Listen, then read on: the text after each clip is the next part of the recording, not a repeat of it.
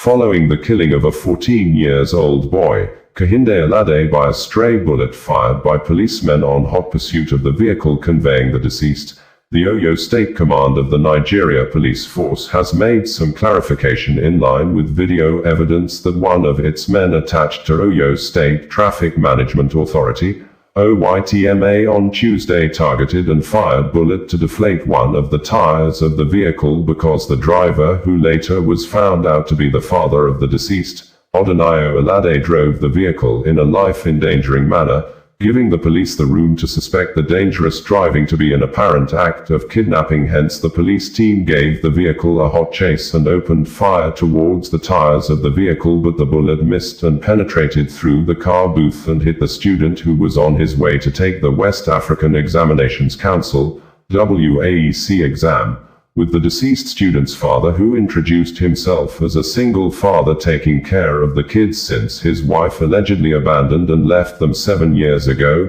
confirming he actually refused to stop after driving against traffic.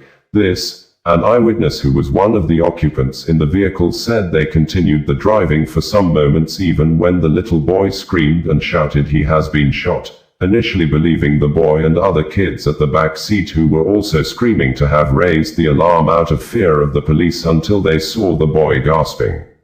The incident occurred around 7 a.m. along the Ibadan Airport roundabout, Alakia Adalubi Airport Road in Oyo State, with the state governor confirming the suspected killer police officer has been taken into custody. The deceased student's father and the driver of the vehicle, Odunayo Alade, who spoke with TVC News crew shortly after the incident, said he was asked by a roadside tire mechanic or vulcanizer to drive the vehicle towards the other side of the traffic so that the vulcanizer air compressor hose pipe can reach the car. In a press release on Tuesday, the Oyo State Police Command spokesperson, CSP Osifeso Adewale, said, at approximately 7:45 a.m. along the airport roundabout, Alakia Adalubi Airport Road, an enforcement team comprising OYTMA officers and personnel of the Oyo State Police Command attempted to stop a black Honda Accord, Lagos registration number FST 639JJ, driven by one Odunayo Alade, male, father of the deceased young male, who was found to be driving against traffic, one way. Rather than complying with lawful directives, the driver allegedly accelerated towards the enforcement team in an attempt to evade arrest, ramming into two OYTMA vehicles and a police Buffalo patrol truck. In an effort to prevent further damage and harm to officers and other road users, barricades were set up to demobilize the fleeing vehicle. However, the driver reportedly broke through these barricades, continuing to drive recklessly and endangering lives. Given the nature of the driver's conduct, officers suspected possible criminal activity or a case of abduction. A police chase ensued. In an attempt to immobilize the vehicle, a police corporal discharged a firearm aimed at the tires. Tragically, the bullet missed and struck Kehinde. Economic and Financial Crimes Commission, EFCC, has alerted the public that it prevented the act of mass stealing of depositors' funds at Premium Trust Bank, PT Bank, after some of the bank staff conspired together with alleged intention to steal after allegedly agreeing with 3 other persons to manipulate the bank server and domain credentials to gain access to the bank customers' savings database. This, EFCC made known on Tuesday when the commission arraigned the suspects before a federal high court sitting in Lagos State for cybercrime and conspiracy to steal. Details of the report and the handing over of 753 units of houses recovered by the Commission at Plot 109 Cadastral Zone CO9, Lokogoma District, Abuja, suspected to be assets belonging to the embattled former Central Bank of Nigeria, CBN Governor Godwin Mfield, to the Ministry of Housing and Urban Development, as presented by the Public Relations Department of the Economic and Financial Crimes Commission, EFCC, reads below. EFCC arraigns bankers, 3 others for alleged cybercrime in Lagos. The Lagos Zonal Directorate 1 of the Economic and Financial Crimes Commission, EFCC, Awolowo, on Tuesday, May 20, 2025, arraigned the duo of Kehinde Alade and Matthew Adeniyi Damilola, who are both employees of Premium Trust Bank, before Justice Alexander Owoyi of the Federal High Court sitting in Ikoyi, Lagos. They were arraigned alongside Samson Latchandakap, Bolaji Omatosho Yinka and Sunday Badaniyi Okanola on a 7-count charge bordering on conspiracy to steal. The defendants allegedly conspired to manipulate the server and domain credentials of the bank in a bid to gain unauthorized access to its database and steal depositors' funds. The planned fraudulent activity was, however, averted by the Commission.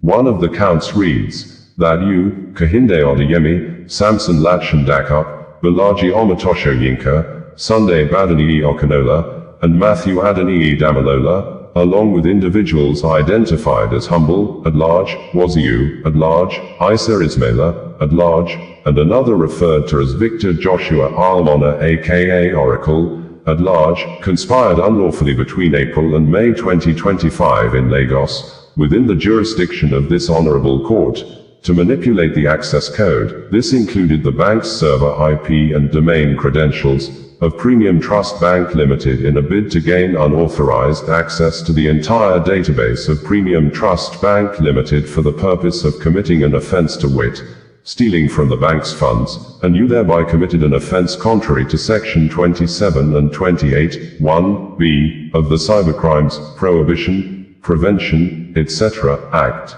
2015, as amended, 2024, which is punishable under Section 28(2) of the same Act. They pleaded not guilty to the charges when they were read to them. In view of their pleas, prosecution counsel, Zinat B. Atiku, prayed for a trial date and the defendant's remand in a correctional center.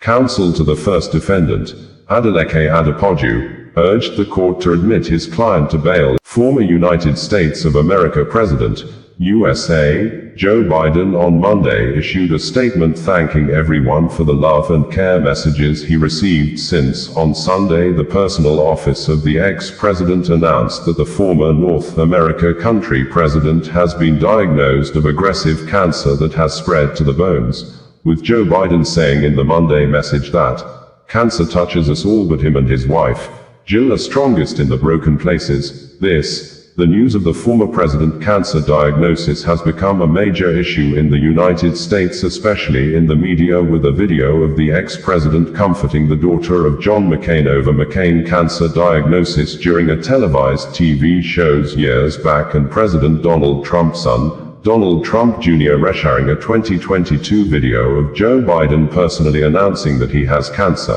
now trending on the US media space. Although some observers expressed displeasure over Donald Trump Jr. tweet accusing former President Joe Biden of staging a cover-up, after sharing a 2022 video in which the then president acknowledged having cancer, but his father, President Donald Trump, prayed for the successful recovery of the immediate president.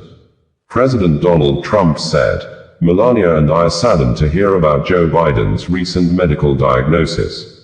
We extend our warmest and best wishes to Jill and the family, and we wish Joe a fast and successful recovery." While the president's son, Donald Trump Jr. had said, "Joe says he had cancer 2 years ago and everyone said it's a gaffe. When he clearly had dementia, everyone said he's lucid. Now that he's no longer useful, they're all shocked that they missed it. Everyone was in on the cover-up. Who was running the country? We need accountability." That aside, former President Joe Biden expressed his gratitude on Monday for the love and support he and his family have received upon the news of his cancer diagnosis. In quotes, Joe Biden said, "Cancer touches us all. Like so many of you, Jill and I have learned that we are strongest in the broken places. Thank you for lifting us up with love and support." Dobrovsky, founder of the Gen Z Perspective, in a tweet said, "Joe Biden has been diagnosed with prostate cancer." Meanwhile, CNN's Jake Tapper and Axios' Alex Thompson are attacking Biden for struggling to answer questions about his late son Beau in a year-old interview. "The mainstream media has no bottom. Morally reprehensible vultures," added. Former US President Barack Obama said, "Michelle and I are thinking of the entire Biden family. Nobody has done more to find breakthrough treatments for cancer in all its forms than Joe, and I am certain he will fight this challenge with his trademark resolve and grace. We pray for a fast and full recovery. Immediate past U.S. Vice President Kamala Harris said, Doug and I are saddened to learn of President Biden's prostate cancer diagnosis. We are keeping him, Drive, Biden, and their entire family in our hearts and prayers during this time. Joe is a fighter, and I know he will face this challenge with the same strength, resilience, and optimism that have always defined his life and leadership. We are Osazuwa Level, bringing you the news in a more digital way.